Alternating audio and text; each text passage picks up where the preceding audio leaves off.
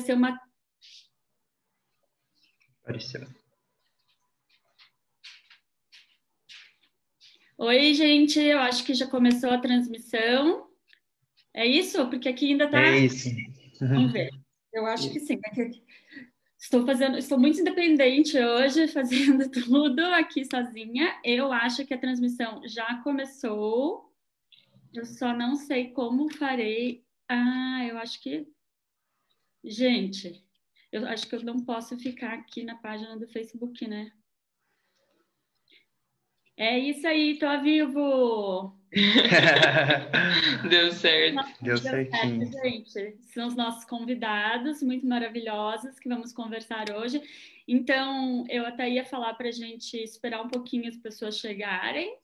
Então, vamos esperar mais uns 2 minutinhos só, daí a gente começa. Beleza. Beleza? Quem quiser mandar perguntas aqui pelo chat, fiquem à vontade, podem mandar. Quem costuma assistir as nossas lives ou os vídeos que eu tô fazendo, não se assuste que eu só uso essa blusa azul agora, vai ser assim até o frio acabar. Foi minha mãe que fez e ela é muito linda e eu só quero usar ela. Vamos Tá ver. certo. Vou colocar o modo de exibição como mosaico, me avisaram, gente. Vamos lá, fazendo isso aqui. Telas simultâneas.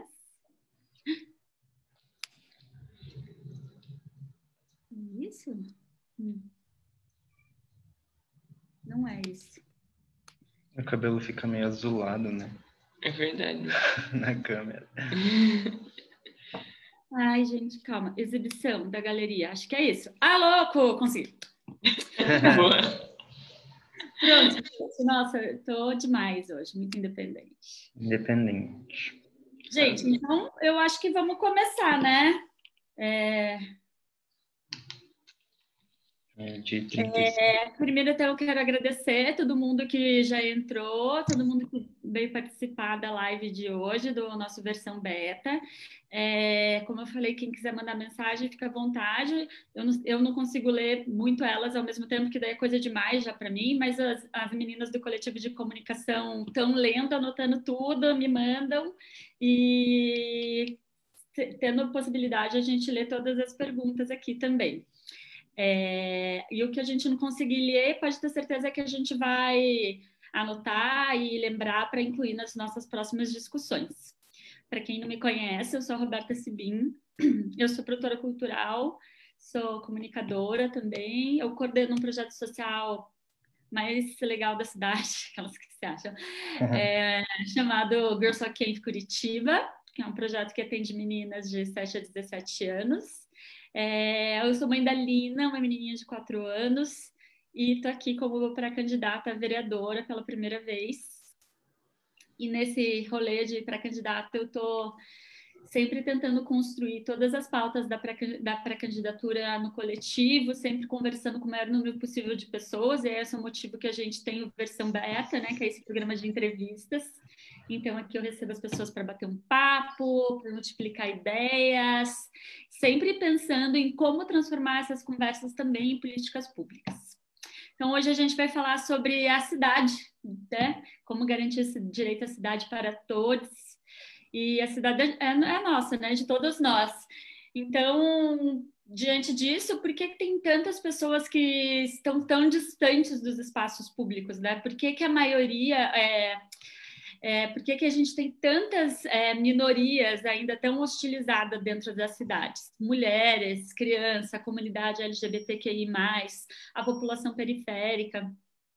É uma parcela muito grande da população que ainda vive com medo de sair na rua, com medo de sofrer assédio dentro do transporte público, com dificuldade de se locomover mesmo dentro da cidade. E além da nossa população em situação de rua, que ainda tem muita gente sem possibilidade de viver com um mínimo de conforto mesmo, né? Ou com dignidade, né? Não ter moradia tem falta né, diminuindo a dignidade mesmo como ser humano. E esses dias até estava olhando um documento da prefeitura que mostra um mapa de Curitiba e os seus bens culturais, né, mais ou menos. E eu fiquei muito assustada de ver que a imensa maioria dos bairros da nossa cidade não tem museu, teatro, cinema ou nenhum outro espaço cultural mesmo.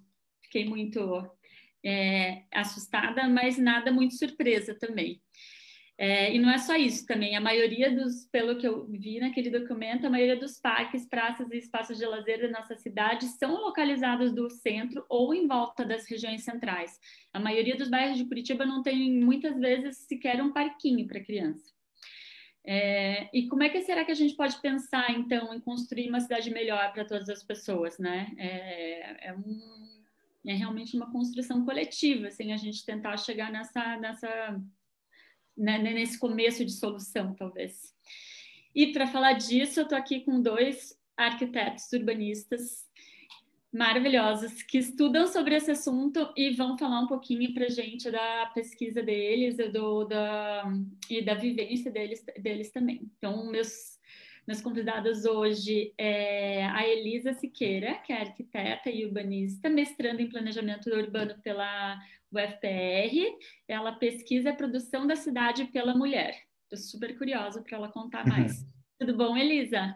Tudo bem, e você? Muito obrigada pelo convite. Um prazer estar aqui construindo com você. Obrigada a você demais por aceitar. E o Hermes Michele, é isso que fala, Hermes? Michele, aham. Também é arquiteto e urbanista, mestrando em planejamento urbano, também pela Federal, Hermes? Isso. A gente estudou junto, estudou junto. E ele desenvolve pesquisas na área de planejamento de transporte e mobilidade urbana. Tudo bom, Hermes? Tudo bem, tudo certo. Uma honra estar aqui nessa conversa. Vamos lá. Vamos junto.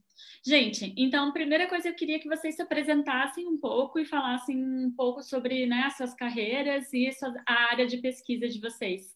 Você quer que eu começar, Hermes? Pode ser, eu posso começar então. Então tá. Então, nossa, como falar da minha história em relação à mobilidade, como que eu me inseri nisso?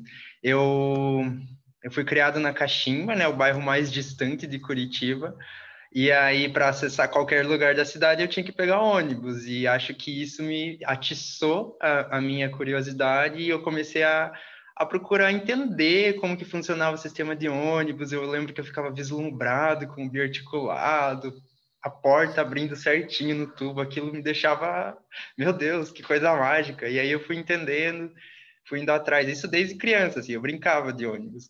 E aí eu fui entendendo como tinha muitos problemas, como tinha coisa para melhorar, eu já inventava linha de ônibus para tentar melhorar as coisas quando eu era criança, né? E aí eu fui para a área de arquitetura e urbanismo, né? Me formei, me graduei. Meu TCC foi um plano de sistema de mobilidade para a região metropolitana, não só Curitiba, né? Já estendendo para a questão de metropolização. E agora no mestrado eu vou continuar essa pesquisa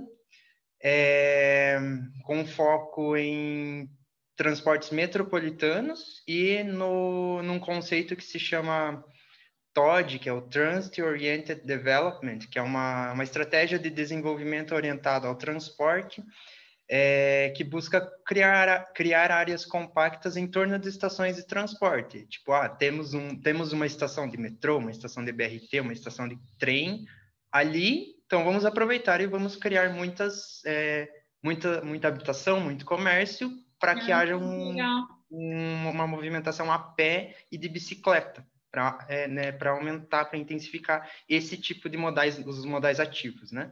Então, tô nessa, né? E aí agora a gente está no primeiro ano do mestrado, a gente está cada dia mais, lendo mais e estudando mais. E aí esse ano eu comecei a militar, eu sou militante ecossocialista pelo Subverta e pelo Subverta PR, e a gente também está numa pré-candidatura coletiva, né? Eu também faço parte de uma pré-candidatura coletiva do grupo Esse Curitiba Fosse Nossa, lá no Instagram, @Esse Curitiba Fosse Nossa, até fazendo uma propagandinha. Também estamos aí discutindo várias coisas, eu discuto mais essa área de urbanismo e acesso à cidade. E aí estamos nessa, né? A gente tá todo Sim. dia aí tentando fazer uma cidade melhor. Isso aí, maravilha. Tamo junto demais. E você, Elisa, conta um pouquinho. Bom, eu acho que, pegando também um pouco da minha história, que nem o Hermes falou, desde a minha adolescência até o início da minha vida adulta, eu passei por muitos assédios, né, como infelizmente a maioria das mulheres brasileiras, e também ouvi muitos relatos de amigas minhas que passaram por assédios desde o início da adolescência ou o final da infância. E grande parte desses assédios se deu na rua ou dentro de casa, né, por parte de familiares. E aí eu sentia que eu precisava me envolver nesse assunto para melhorar essa realidade de alguma forma, para que outras meninas, outras mulheres não tivessem que passar por isso. Mas eu não entendia muito bem como que eu podia fazer isso se eu estava estudando arquitetura e urbanismo, né? Eu entrei na faculdade pensando com um foco mais em arquitetura mesmo, principalmente para a área de interiores, e ao longo da faculdade eu fui entendendo dentro do urbanismo como eu podia contribuir para uma sociedade mais justa e mais segura para todas as pessoas. Então eu fui me inserindo na área de urbanismo, principalmente relacionada ao planejamento urbano mesmo, mas também gosto muito do desenho urbano, acho extremamente interessante, e mais para o fim da faculdade eu comecei a pesquisar o urbanismo feminista e como garantir uma cidade mais segura, uma cidade mais acessível para mulheres.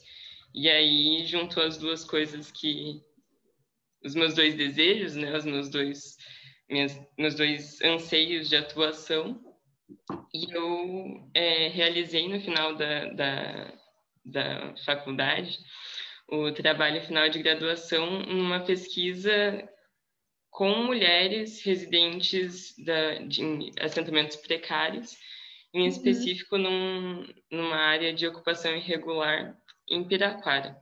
Olha, né, que é o segundo município com o maior número de feminicídio do Brasil.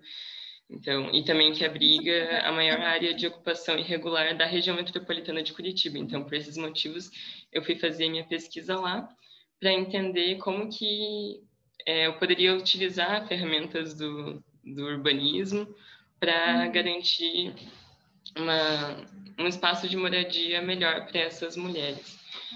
E aí eu continuo essa pesquisa agora no mestrado, entendendo como inserir a questão de gênero na intervenção em assentamentos precários. Acho que é isso. Ficou um pouco confuso, mas...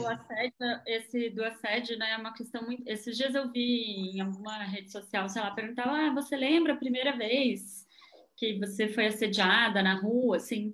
E eu lembro nitidamente, porque para mim foi muito chocante, assim.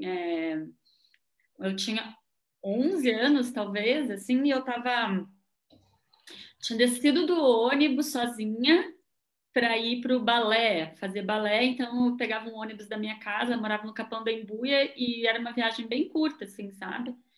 Mas enfim, eu ia até o Alto da 15.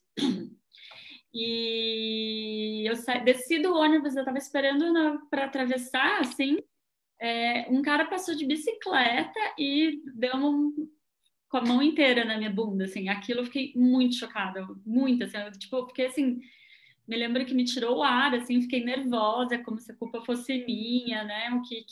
Sei lá, é bem foda, assim, 11 anos, né? Uma criança, assim.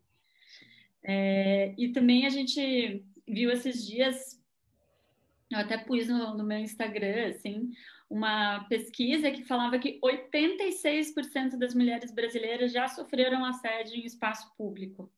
E 70% tem medo de ser assediada novamente. E 69% das mulheres têm medo ao chegar ou sair de casa depois que escurece. É doido demais, assim, né? Porque talvez os homens não entendam, né, esse medo, assim, que a gente sente, assim. Uma vez também escutei uma menina falando que Ela chegava à noite em casa de ônibus e pedia para o marido dela ir buscar ela no ponto de ônibus. E daí ele estava indo, né? E daí disse que um dia ele chegou para ela e falou: Mas por que você quer que eu vá te buscar no ponto de ônibus? Se alguém roubar teu celular, não tem problema, a gente compra outro celular. Ela, amigo, não é isso que eu tenho medo. Tenho medo porque tem um espaço escuro que eu passo na frente de um terreno baldio quando eu estou caminhando para casa. Eu tenho medo de alguém me puxar para dentro daquele terreno baldio e me estuprar, não é? Não tenho medo que roubem meu celular. Antes fosse celular a maior preocupação, né? Antes fosse o celular o nosso medo, né, maior. Ó, a Carolina Fagundes escreveu: Boa tarde, Roberta e urbanistas do meu coração. Nossa Boa querida tarde, amiga. Carol. Boa tarde, Carol. E o Wagner Mello escreveu: Saudações. Saudações, Wagner. Boa Olá, tarde, Wagner. Carol. Então, deixa eu fazer mais pergunta. Mas eu sou muito curiosa pelo seu tema aí que você estuda, né? Muito da minha área. Mas eu acredito também que a maioria das pessoas que estão assistindo talvez também não entendam muito conhecimento, né? E então fala um pouco sobre o respeito do conceito do acesso, né? Que você estuda. O que seria ser uma cidade mais acessível? Pois é, então, o conceito de acessibilidade, geralmente a gente pensa no senso comum da acessibilidade universal, né? Uhum. Mas em planejamento urbano, em planejamento de transporte, acessibilidade, na verdade, é uma capacidade das pessoas se movimentarem na cidade para alcançarem destinos onde elas vão exercer suas atividades. Que atividades? Morar, estudar, trabalhar, lazer, comércio. Então, é a capacidade das pessoas se movimentarem, ou seja, lançarem mão da mobilidade para chegarem em lugares. E na maior parte das cidades, a acessibilidade ela não funciona, ou ela funciona no máximo para fazer as pessoas irem da casa para o trabalho, para fazer a reprodução social do trabalho, né? Para gerar a economia. Então, só que a gente não sai de casa só para trabalhar. A gente sai de casa para estudar, a gente sai de casa para levar os filhos na escola, a gente sai de casa para fazer compras, para ir num cinema, ir num parque, como você falou. E todas essas movimentações, se a gente pensa nos locais que as pessoas moram, elas não são acessíveis. Então, por quê? Porque o sistema de transporte ele é feito principalmente para levar as pessoas da casa para o trabalho e vice-versa. Quando isso acontece de maneira eficiente. Que é o chamado mais ou menos o movimento centro-periferia. E assim, quando a gente tinha cidades ainda pequenas, todos os comércios, todas as indústrias, os empregos em geral, eles se concentravam no centro. Então era no centro mesmo, né? O centro geográfico. Então era um movimento, uma movimentação bairros-centro. Conforme as cidades foram crescendo no século XX,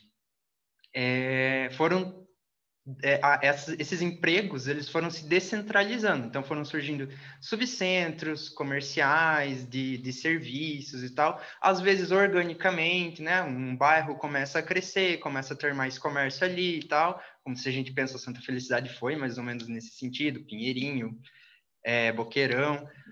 Às vezes às vezes o poder público, privado, investe nisso, como é o caso da cidade industrial. A cidade industrial foi um bairro, foi um centro industrial criado justamente para isso, em conjunto com multinacionais, Volvo, Bosch, né, várias empresas, para levar as indústrias que antes estavam no Rebouças ou na BR-116. Então, esse é um exemplo de como que esse tipo de construção na cidade vai acontecendo. E aí as cidades elas vão crescendo e não tem mais só esse movimento centro-bairro, porque começa a ter vários centros de emprego e começa a haver, então, um fluxo em rede. E aí esse atendimento do transporte ele vai ficando cada vez mais deteriorado. Então, porque as reformas de transporte elas vão acontecendo super atrasadas, as pessoas têm que brigar para surgir ali uma linha de ônibus para levar elas no terminal para ter um acesso às áreas de emprego. E aí, em Curitiba, já vou puxar ali para Curitiba também, como que isso se desenrolou?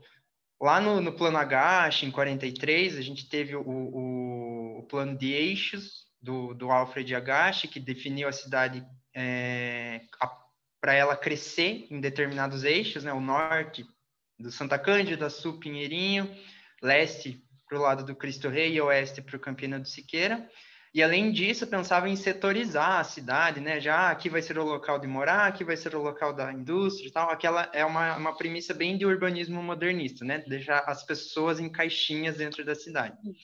E aí, no plano preliminar de 65, 66, que foi, de fato, né, o primeiro plano legalmente institucionalizado em Curitiba, esses eixos eles foram consolidados, e aí quando o Lerner fez o BRT, né, os expressos em 74, junto com a canaleta, as duas vias rápidas, aquela coisa, nesses eixos, nos setores, que foram chamados setores estruturais, a ideia passou a ser, então, adensar a cidade ali para aproveitar o transporte. A gente tem um transporte de massa, então vamos aproveitar e deixar mais usos, né? Comércio, habitação e tal, e prédios mais altos. Essa era a ideia.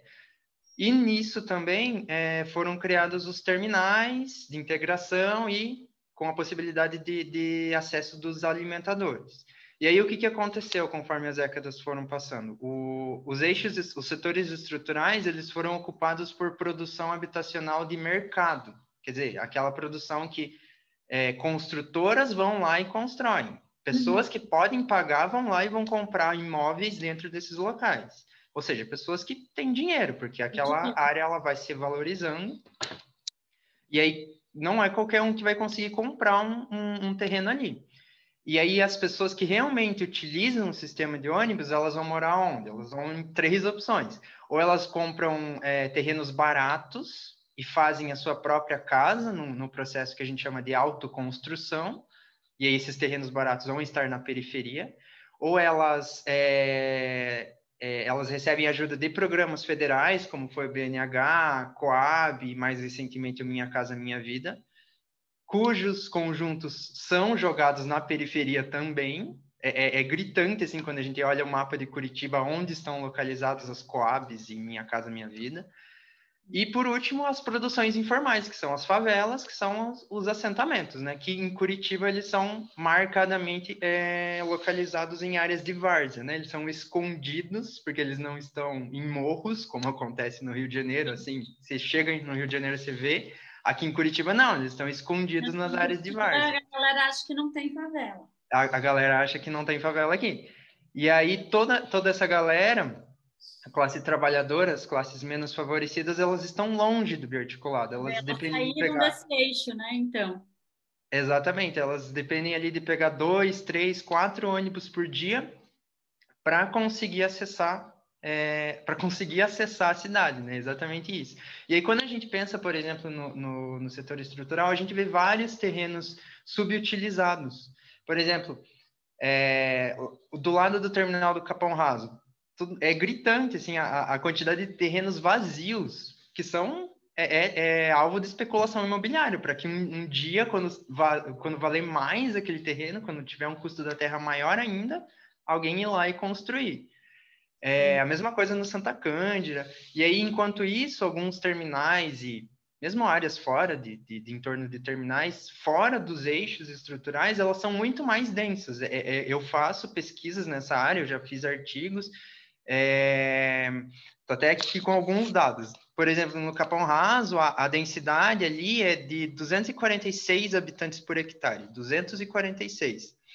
No Caiuá, que é fora de um eixo estrutural, a densidade é de 320 habitantes por hectare. Sendo que a ideia era que nos eixos estruturais se concentrassem mais gente. Mas não, a densidade está mais espalhada fora dos eixos. Então, a gente vê essa discrepância de como que a cidade, de como Curitiba se maquiou nesse planejamento, sendo que não impediu, o sistema estrutural não impediu esse processo de periferização, né, que a gente chama, que é as classes menos favorecidas acabarem ocupando áreas mais distantes, né? Então, essa cidade acessível que você fala, seria uma cidade onde a pessoa conseguiria ter, pelo menos, grande parte das coisas que ela faz no seu dia a dia perto? Seria mais isso? Sim, sim, a ideia é que a maior parte das atividades rotineiras da pessoa, né, é o que eu acredito, né, que a maior parte dessas atividades fossem perto da casa dela, para que ela possa usar principalmente os modais ativos, né, a pé, bicicleta, para que ela possa trabalhar perto de casa, ter um comércio perto de casa, ter cultura perto de casa, né? Acesso a teatros, parques, lazer. E, eventualmente, quando ela precisa ir para um lugar mais longe, ela ter também um transporte motorizado, seja ali ônibus, VLT, para chegar nesses outros locais. Ou então a pessoa tem um emprego que é especificamente num local mais longe. Não, tem um ônibus que chega ali, que conecta com um sistema super criado em rede, né? Que não seja aquela coisa de, você tem que ir até o centro, fazer a troca de ônibus e ir para o outro bairro. Não, eu consigo dar a volta na cidade sem passar pelo centro. Nossa, Essa é a ideia. Transporte tem muita coisa, né, para se conversar. Essa Transporte ideia tem muita coisa. a cidade da acessível, Hermes, ela anda junto, porque esses dias teve, né, saiu no jornal que a prefeita de Paris ia implementar as cidades de 15 minutos. Ela conversa com esse conceito de cidade de 15 minutos? Conversa, porque é exatamente isso, a ideia de criar criar áreas compactas para que a vida das pessoas ocorra ali para melhorar a qualidade de vida delas e também o meio ambiente, né? Porque você fazer essas movimentações, você está emitindo poluentes na cidade. E é isso diariamente, aquilo vai se acumulando e tal. E mas isso, assim, depende de muita vontade do poder público, né? Porque depende realmente do poder público realmente querer dar incentivo ou levar essas coisas para os bairros mais afastados, né? Exatamente. E em Curitiba a gente sabe que o sistema de ônibus é praticamente uma máfia privada que sempre que uma nova linha de ônibus, uma nova extensão é necessária, isso acontece por causa da briga dos moradores, não é porque o poder público ou mesmo as empresas de ônibus enxergam essa necessidade. Não, é porque o pessoal vai lá e briga, porque é assim que eles vão conseguir. Não, a gente ainda tem esse problema de integração de transporte público metropolitano, né, que é bem absurda, que deveria ter sido resolvida há décadas atrás, né? Exatamente. A integração aqui metropolitana ela foi instituída em 95, eu acho, ali entre a URBS e a Comec, e aí em 2015, naquela briga que teve, né, política, isso acabou. E aí agora está cada vez pior, assim, né? A gente tem cartões de transporte separados, né? Os cartões magnéticos separados, passagens diferentes. Às vezes a pessoa precisa, em São José, a pessoa precisa ter 3 cartões, né? Que é o cartão lá de São José, o Metrocard, e se ela vem para Curitiba, ela precisa ter o da URBS também. Então, qual é a lógica disso, né? Não tem nenhuma lógica, né? É lógica do capitalismo só, né? Exato. Elisa, conta um pouco você agora para a gente. A gente fala muito, né, sobre direito à cidade. Queria que você explicasse mais para a gente como será que a gente faz para que esse direito seja garantido para todas as pessoas, né? Pensando até todas as pessoas, mas a população LGBTQI+, especialmente as mulheres, talvez, que é o recorte da sua pesquisa. Eu acho que é importante primeiro ressaltar que quando a gente fala de acesso à cidade, de direito à cidade, por parte desses grupos que são as minorias, né, as mulheres, a população negra, a população LGBTQIA+, a gente pensa, na verdade, em elementos muito próximos aos que o Hermes trouxe mais cedo, entendendo que a falta desses elementos afeta de uma maneira diferenciada e mais intensa esses grupos. Então, é como se fosse uma pirâmide, né? Emprestando a figura de linguagem da Angela Davis.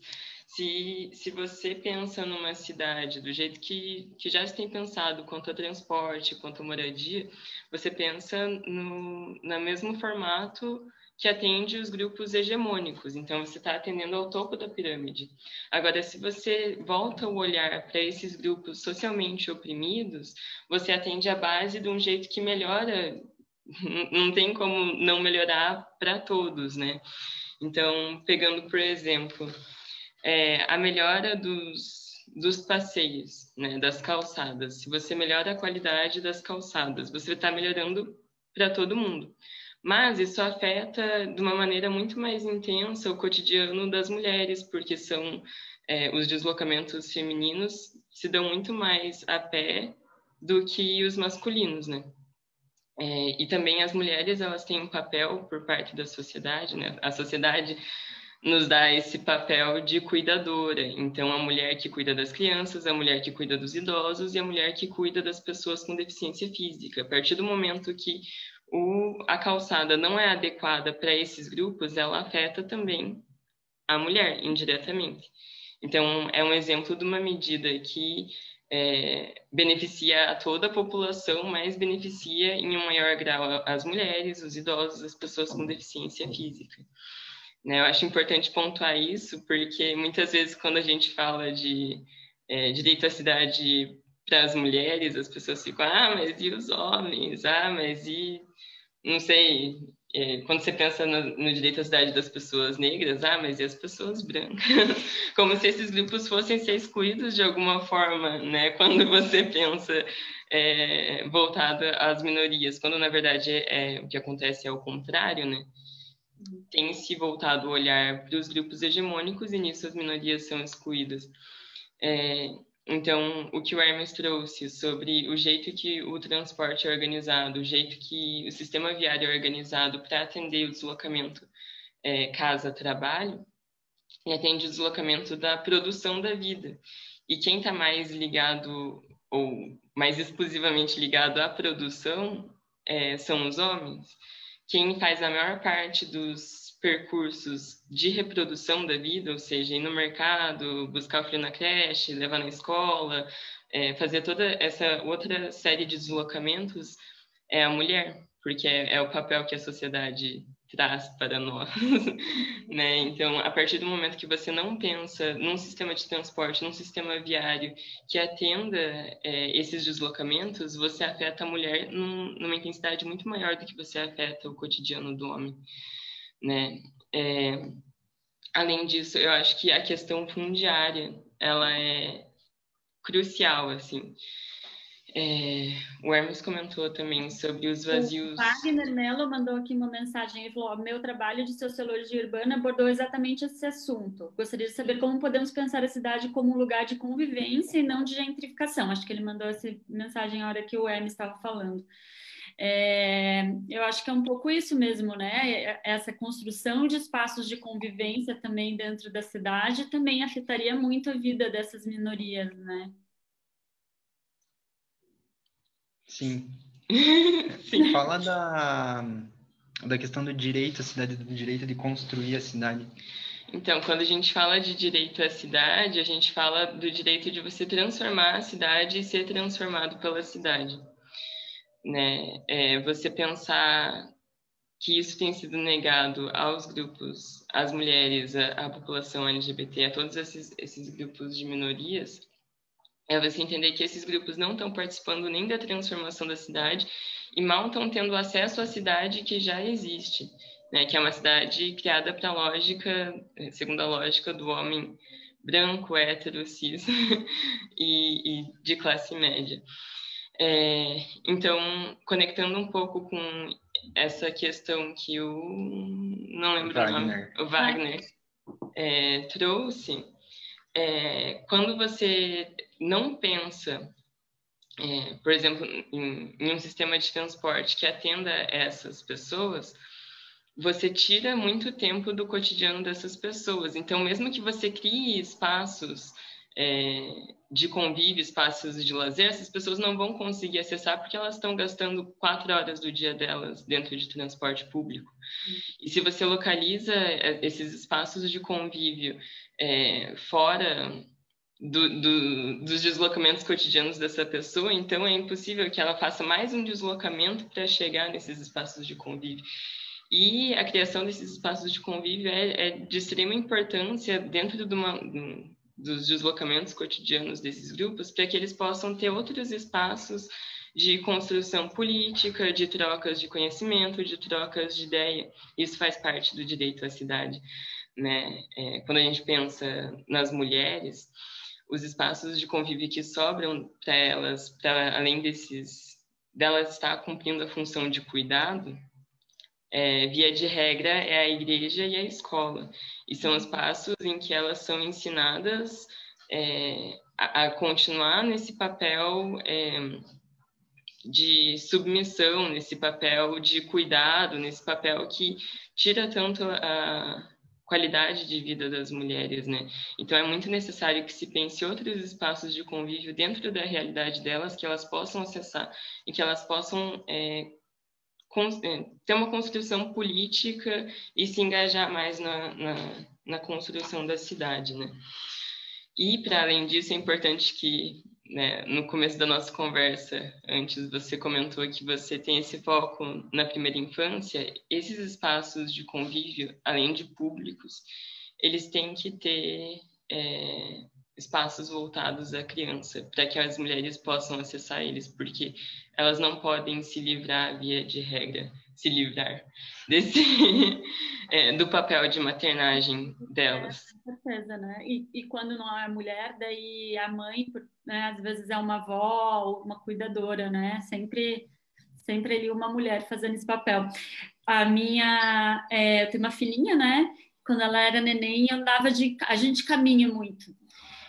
E a gente vive no centro, então isso facilita também o nosso deslocamento e o nosso acesso às coisas que a gente quer fazer caminhando.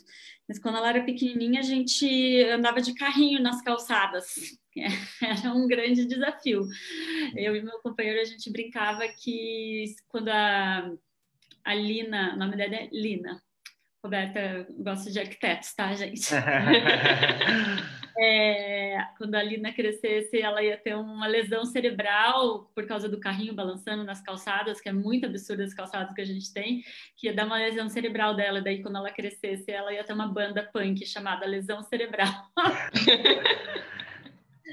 A Sofia Nix mandou uma mensagem aqui, ó. Ela falou assim: sempre considerei que um passo importante para a cidade ser um lugar de convivência é a ocupação do espaço público pela população. Infelizmente, sinto que as últimas gestões municipais há um projeto em curso de impedir essa ocupação, principalmente por grupos sociais mais estigmatizados. Parece que querem justamente o que Wagner falou, uma cidade voltada aos meios de produção, que o cidadão tenha direito apenas a ir e voltar ao trabalho. Sim. Eu sinto isso que a Sofia falou, assim, parece que só querem nos calar, né? Tipo, que a gente não tenha, não se sinta livre para estar na rua, para conversar, que é o que a Elisa falou, né? Espaços realmente esses espaços de convivência acabam virando espaços de discussão, de trocas entre as pessoas que frequentam, né?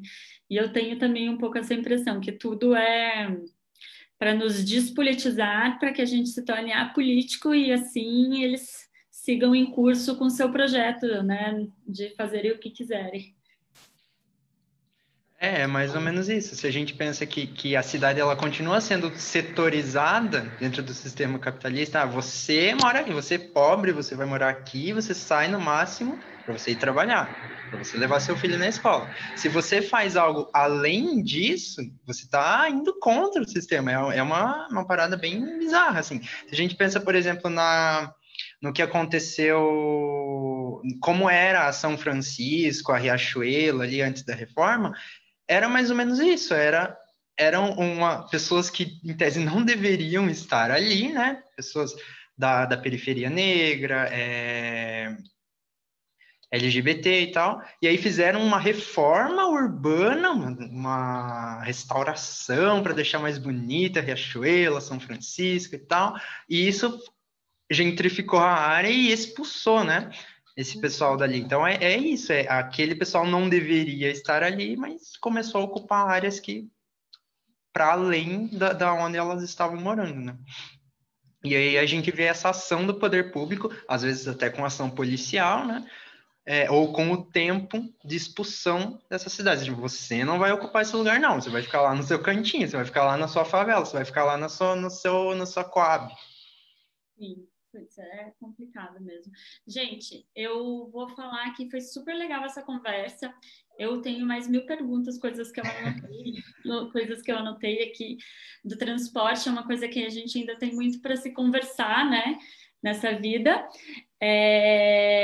Porque, enfim, eu acredito uma grande crise desse transporte público, principalmente agora com né, depois que passarmos essa pandemia aí. Mas a gente tinha se comprometido a fazer lives curtinhas para a galera só almoçar e conversar e ficar junto com a gente. Então eu vou já indo para os agradecimentos, mas eu acho que tem muita conversa aí. O Wagner que falou de conversar, como que a gente... Vamos conversar, Wagner, também. Vamos lá. Vamos trocar ideia e ver o que a gente pode fazer, às vezes, né, o que dá para a gente fazer sem esperar também, às vezes, o poder público, né? Eu acredito muito nas ações da sociedade, da sociedade organizada, assim, acho que tem bastante coisa para se pensar juntos. Obrigada demais, Hermes e Elisa. Obrigada muito, muito, muito para quem participou aqui com a gente hoje, quem escutou as lives. Obrigada, Sofia, que você sempre escuta as lives. Eu fico muito feliz de estar com você pertinho, tá? Você é muito maravilhosa. E eu sei das suas dificuldades de andar pela cidade, então vamos fazer isso ser diferente no futuro próximo. Eu acho que o futuro tem que ser próximo dessas mudanças, né? Não dá para a gente pensar que Exato. O futuro é longe, é só... sei lá, né? Não é o futuro para minha filha, sabe? Eu falo, o futuro é para gente, né? O futuro é para gente viver ainda aí. Só tenho 40 anos, quero mais 40 anos aí de caminhar sossegada na cidade que a gente vive. Então, obrigada demais. Eu vou agradecer a todos vocês. Obrigada mais uma vez. Semana que vem a gente tem uma reunião aberta. Logo mais a gente vai contar para vocês como vai ser. Um beijo de todo mundo. Boa tarde. Obrigada, Hermes. Obrigada, Elisa. Obrigado, Roberta. A gente Roberta. agradece. Foi uma honra. Muito massa. Boa tarde. A gente conversa mais. Vamos